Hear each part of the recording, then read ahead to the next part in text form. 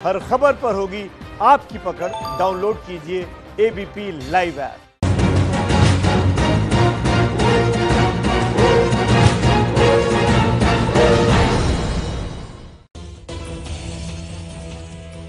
नमस्कार, शाम के 4 बज चुके हैं। एबीपी न्यूज पर अपने शो संविधान की शपथ के साथ हाजिर हूं मैं रुबाना इसार खान। आप सभी दर्शकों का शुक्रिया, आपने संविधान की शपथ को फिर से बनाया है नंबर 1। शो में हम आज बात दिल्ली हिंसा की करेंगे। इस हिंसा में मरने वालों का आंकड़ा 22 पर पहुंच चुका है। दिल्ली पुलिस दावा कर रही है कि वो मुस्तैद है, स्थिति नियंत्रण में है। वहीं राजनीति के मैदान में दिल्ली हिंसा के लिए जिम्मेदार ठहराते हुए कांग्रेस ने गृह मंत्री अमित शाह के इस्तीफे की मांग की है। सरकार इसे कांग्रेस की गंदी राजनीति करार दे रही है और इन हालात में जो अलग अलग पार्टी के नेता हैं वो संयम की अपीलों से ज्यादा एक दूसरे को बेनकाब करने के चक्कर में एक दूसरे के भड़काऊ बयान जनता के सामने परोस रहे हैं। ऐसे में हम आज तलाशेंगे उन वजहों को जिनसे पिछले 3 दिन से दिल्ली जलती रही, लोग मरते रहे, घर उजड़ते रहे। जानेंगे कि ये आग जिसने दिल्ली की अमन शांति जलाकर खाक कर दी, इसका जिम्मेदार कौन। तो संविधान की शपथ में आज दिल्ली में हाहाकार, कौन गुनहगार।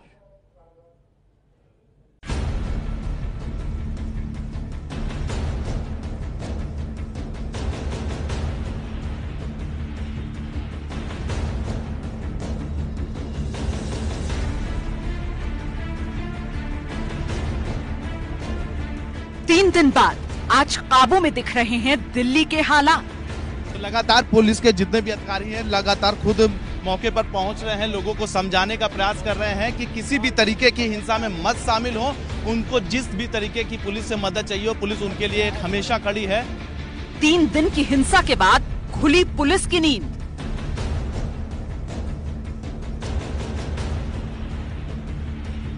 हिंसा वाले इलाकों में अब एक्शन में दिखी पुलिस।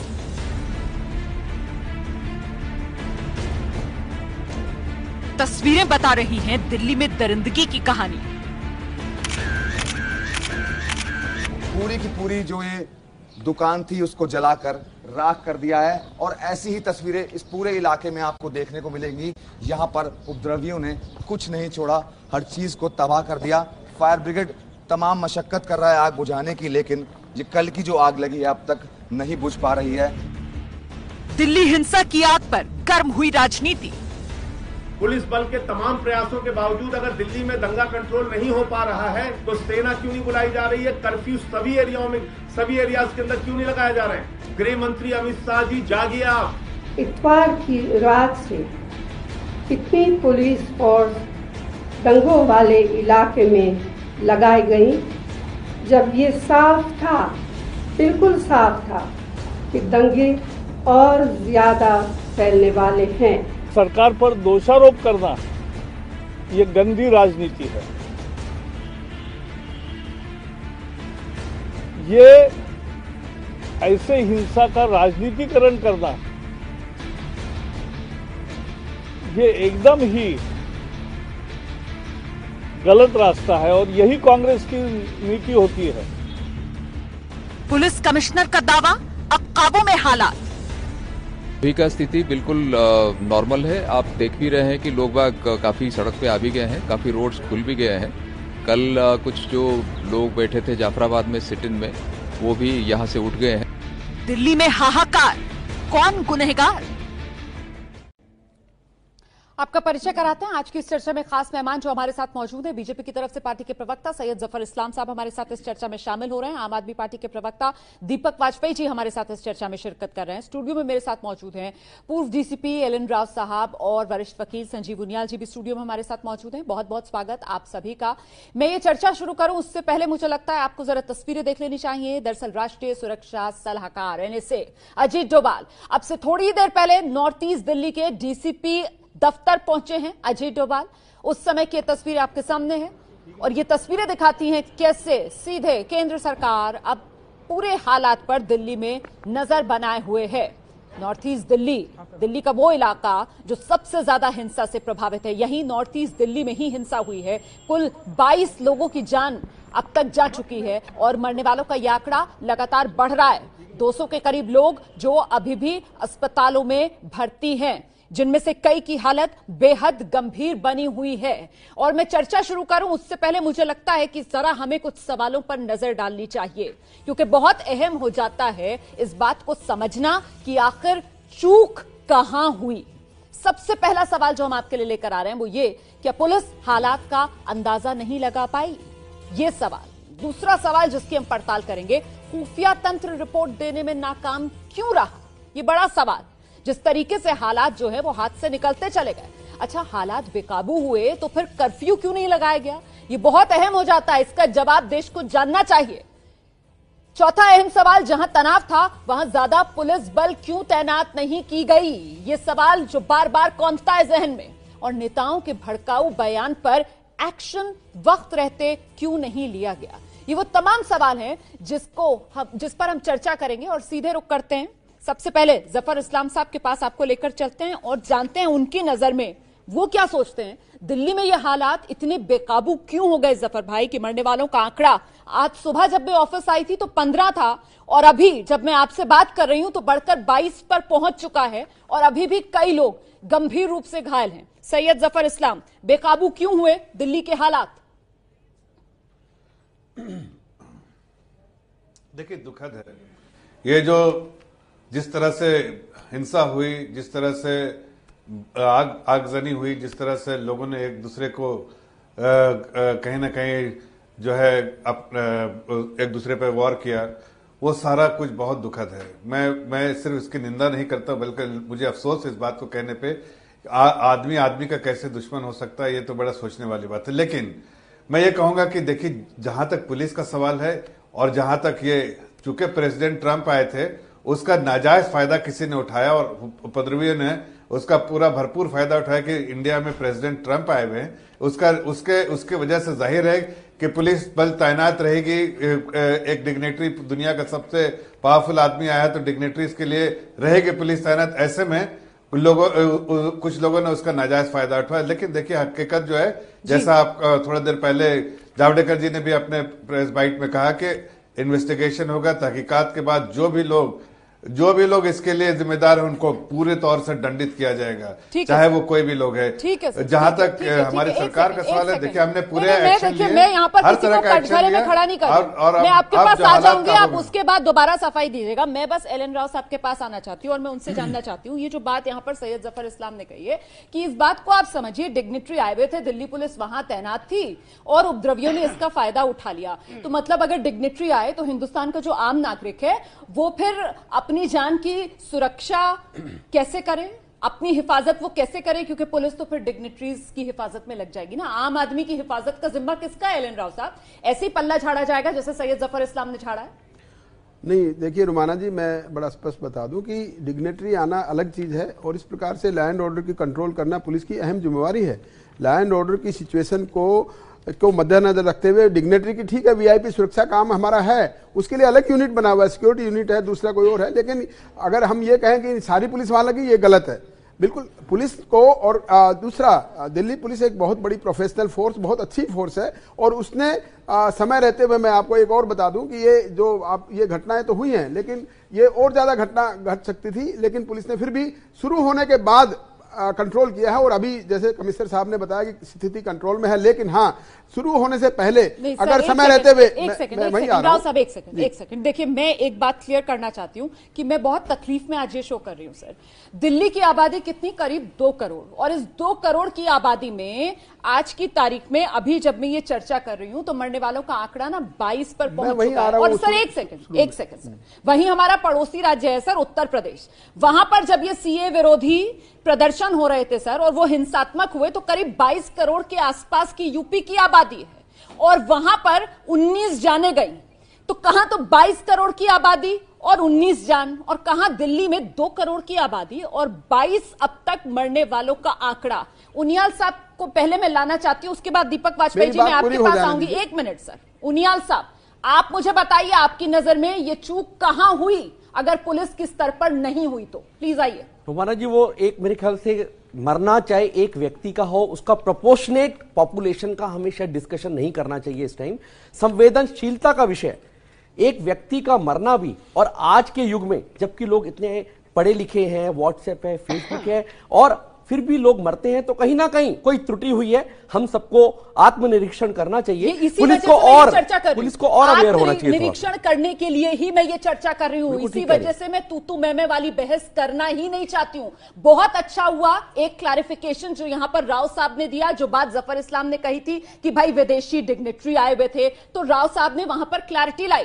उन्होंने कहा कि साहब इसको मत उलझाइए, डिग्नेटरी आया हुआ है, विजिटिंग डिग्नेटरी, उसका मामला अलग है, उसके लिए सुरक्षा के बंदोबस्त अलग होते हैं। दिल्ली पुलिस अलग है, जिसकी ड्यूटी है, जिसकी जिम्मेदारी है कि वो दिल्ली के लोगों की हिफाजत करे। अब मैं आपसे जान रही हूं सर, ये निरीक्षण अगर आपने किया हो पिछले 3 दिन, जब दिल्ली जली, जब दिल्ली में लोगों की जानें गईं, जब दिल्ली बिलखती हुई सामने आई, तो आपकी नजर में चूक कहां हुई? मुझे नाम बताइए, आप मुझे बताइए किसकी जवाबदेही? मुझे रोमाना कई बार ऐसा लगता है, अगर बड़े प्रोस्पेक्ट पे इस चीज को देखें तो एक गैंग लगातार, जिहादी ग्रुप लगातार प्रेशर बनाए रखता है, नक्सलाइट्स का ग्रुप बनाए रखता है कि जेएनयू में एंटर क्यों किया, पुलिस ने एएमयू में एंटर क्यों किया। तो मुझे लगता है कहीं ना कहीं उनके हाथ काटने वाली बात होती है और वो बेचारे बड़े डिफेंसिव हो जाते हैं पुलिस वाले, जबकि शासनम दंडेन का रूल जो है वो डाइल्यूट होता है। और शायद आज के परिप्रेक्ष्य में होना भी चाहिए। फिर कैंडल मार्च जलना, सुप्रीम कोर्ट में जाके खड़े हो जाना, पिटीशन, मर्सी पिटीशन, ये सब जो सॉफ्ट कॉर्नर है उससे पुलिस शायद वो एडमिनिस्ट्रेशन स्टिक नहीं हो पाता। और ये रीजन एक बहुत बड़ा है कि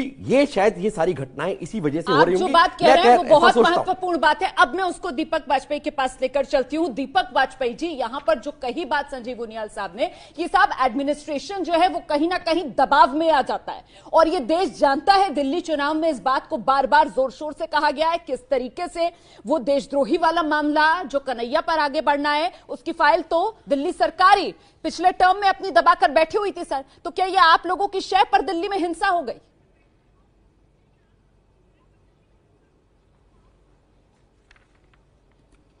रोमाना जी, पिछले 2 दिनों में मेरी नॉर्थ ईस्ट के डीसीपी से कोई 20 बार बात हुई, ज्वाइंट सीपी साहब से कोई रात भर में 50 बार बात हुई, कमिश्नर साहब को लगातार मैसेजेस किए, एक एक आदमी को एक एक गली से निकलवाना, रेस्क्यू कराना। इसमें मैं स्वयं, संजय सिंह जी, हमारे एमएलए, गोपाल राय जी, सारे लगे हुए थे। आप समझ नहीं सकती किस तरह लोगों की रोती बिलखती कॉल आ रही थी। अगर आप सुनेंगे तो आपका दिल टूट जाएगा। एक्चुअली समस्या कहीं और है। ये सारी चीजें रिटर्न ऑन, मतलब दीवार पर लिखी हुई थी। सारे लोगों को पता था किस तरह की हिंसा की आशंका है। मुझे लगता है कि 1 लाख से ज्यादा दिल्ली पुलिस का फोर्स और देश की सबसे प्रोफेशनल पुलिस, सबसे काबिल अफसर, सबसे ज्यादा सक्षम पुलिस फोर्स, दुनिया की टॉप पुलिस फोर्सेज में आपके पास हर तरह की टेक्नोलॉजी है। ये एक बहुत गंभीर प्रश्न है कि इस तरह की सक्षम पुलिस बहुत छोटे क्षेत्रफल में अगर उपद्रवियों और दंगाइयों पर कब्जा नहीं कर पाई या वहां पर एडिक्वेट उनका डिप्लॉयमेंट नहीं हुआ तो क्यों? मैं बता रहा हूं कि कहीं कहीं 5-5 घंटे लगे नॉर्थ ईस्ट में, खजूरी खास में, शिव बिहार में पुलिस को पहुंचने में। कल शाम को 4 बजे पुलिस फोर्स विड्रॉ हो गई। जिन इलाकों में कहा गया कर्फ्यू लगा है वहां से फोर्सेस विड्रॉ हुई हैं। बहुत ही विकट स्थिति थी। कल मैं बता रहा हूं सुबह 4 बजे, आप मेरा देखेंगी 3:42 पर मेरा ट्वीट है, जब सारा काम हमने समेटा 4 बजे के करीब शांति हो पाई और ज्वाइंट सीपी ने बोला कि सुबह हम इसको और बेहतर सुरक्षा लाएंगे।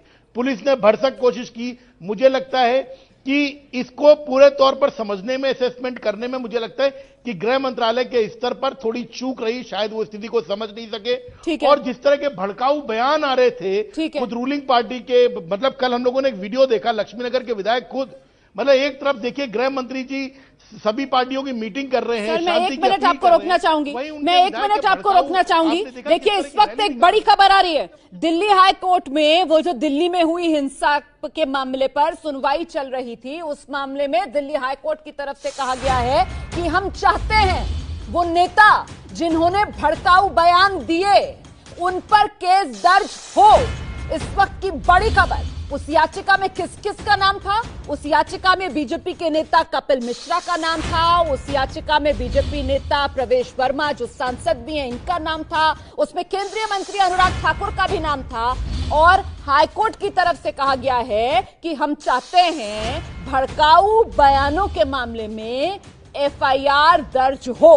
कुल मिलाकर भड़काऊ बयान पर दिल्ली हाईकोर्ट सख्त, कोर्ट चाहती है कि केस दर्ज हो। इस वक्त की यह सबसे बड़ी खबर। देखिए दिल्ली में हिंसा हुई 3 दिन तक, मैं बार बार इस बात को दोहरा रही हूं, दिल्ली रोती बिलखती जलती, दिल्ली के अंदर लोगों का घर बार उजड़ता, सिर्फ दिल्ली ने नहीं पूरे देश ने देखा। और अब इस मामले में हाईकोर्ट सख्त, भड़काऊ बयान पर केस दर्ज हो। सीधे रुक करते हैं एबीपी न्यूज संवाददाता अंकित गुप्ता इस वक्त हमारे साथ मौजूद हैं। अंकित, अपडेट दीजिए, हाईकोर्ट में क्या कहा गया है? हाईकोर्ट ने दिल्ली पुलिस के रवैये से बहुत ज्यादा नाराजगी जताते हुए कड़ी फटकार लगाई है, एक दो मौकों पर नहीं बल्कि कई मौकों पर। लेकिन सबसे बड़ी खबर इस वक्त के लिए ये है कि दिल्ली हाईकोर्ट ने दिल्ली पुलिस को निर्देश दिया है कि वो जो जिन 3 लोगों का नाम याचिका में है, यानी कि अनुराग ठाकुर, प्रवेश वर्मा और कपिल मिश्रा, और उसके साथ ही में कल से जो एक वीडियो वायरल हो रहा है अभय वर्मा, इस सबके खिलाफ भड़काऊ भाषण देने के मामले में मुकदमा हो। और ये जो है हाईकोर्ट ने कहा है, जो यहाँ पर स्पेशल कमिश्नर थे प्रवीर रंजन, उनको निर्देश दिया है कि आप जाइए कमिश्नर ऑफ पुलिस को बताइए कि हमको पीड़ा है जिस तरीके की दिल्ली में हालात आते हैं कि एफआईआर दर्ज हो। और इतना ही नहीं, कल जो है पुलिस को कोर्ट में बताना होगा करके कि उन्होंने कोर्ट के आदेश के बाद एफआईआर दर्ज की है या नहीं की है। तो ये एक बहुत बड़ी खबर। और रोमाना, एक दूसरी महत्वपूर्ण चीज जो कोर्ट की टिप्पणी है, कोर्ट ने कहा है कि हम नहीं चाहते कि 1984 जैसे हालात बने, हम नहीं चाहते कि दिल्ली जलती रहे और मौतें होती रहे और हम हाथ पे हाथ धरे बैठे रहें। ये बेहद अहम खबर है जिसकी जानकारी अंकित गुप्ता दे रहे हैं। भड़काऊ बयान के मामले में अदालत ने साफ कर दिया है, दिल्ली पुलिस को निर्देश दिया है कि कोर्ट चाहती है इस मामले में केस दर्ज हो। साथ ही कल पुलिस को इस बारे में कोर्ट को जानकारी देनी होगी। और बड़ी टिप्पणी जो अदालत की तरफ से की गई है वो ये कि हम नहीं चाहते दिल्ली में एक बार फिर 1984 जैसे हालात बने। 1984 दंगों के दाग जो अब तक दिल्ली के दामन पर हैं, और ऐसे में पिछले 3 दिन से जिस तरीके की तस्वीरें हिंसा की दिल्ली से निकल कर आई हैं वो यकीनन इंसानियत को शर्मसार करने वाली हैं। कोर्ट की तरफ से पूछा जा रहा है, और कितनी मौत का इंतजार कर रहे हो? तो कड़ी फटकार जो दिल्ली पुलिस को लगाई गई है दिल्ली हाईकोर्ट की तरफ से, सीधे सीधे कटघरे में यकीनन दिल्ली पुलिस खड़ी हुई नजर आती है। और ऐसे में मुझे लगता है एल.एन. राव साहब को इस पर एक प्रतिक्रिया जरूर देनी चाहिए। सर, वो वीडियो जो कोर्ट ने चलवाया और कोर्ट रूम में चलवा कर पुलिस को दिखाया, शर्मसार किया पुलिस को कि देखिए कपिल मिश्रा बयान दे रहे हैं और पीछे आप ही की पुलिस के अफसर डीसीपी नॉर्थ ईस्ट दिल्ली के वेद प्रकाश सूर्या वो खड़े और आप कहते हैं आपको पता नहीं जहरीले बयान नेता दे रहे हैं। मैं आपका रिएक्शन लूंगी सर, लेकिन इस बीच आंकड़ा बढ़ गया है, मरने वालों का आंकड़ा बढ़ा है 22 जब मैंने ये चर्चा शुरू की थी, और बढ़कर अब ये मामला 24 पर पहुंच गया है। 24 लोगों की अब तक मौत हो गई है। राव साहब जल्दी से आप रिएक्शन दीजिए, और उसके बाद जफर इस्लाम साहब, अनुराग ठाकुर, कपिल मिश्रा, प्रवेश वर्मा, अभय वर्मा सब बीजेपी से ताल्लुक रखते हैं। सर, मुझे पता है जवाब देना मुश्किल होगा आपके लिए आज। आइए राव साहब। कोई मुश्किल नहीं है, जो आदमी गलत करता है उसके लिए कोई बात कहना मुझे कोई मुश्किल बात नहीं है। जो माननीय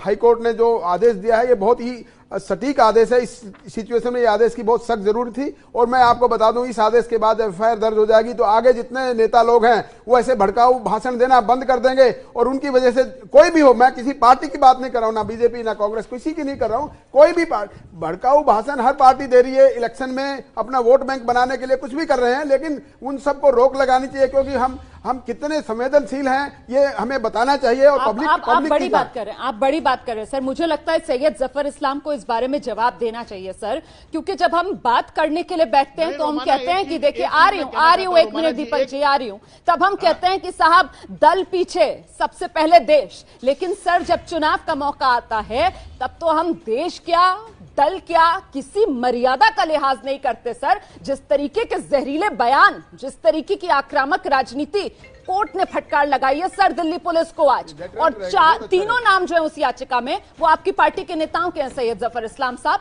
और हम चर्चा कर रहे हैं कि दिल्ली में हिंसा का जिम्मेदार कौन, सैयद जफर इस्लाम।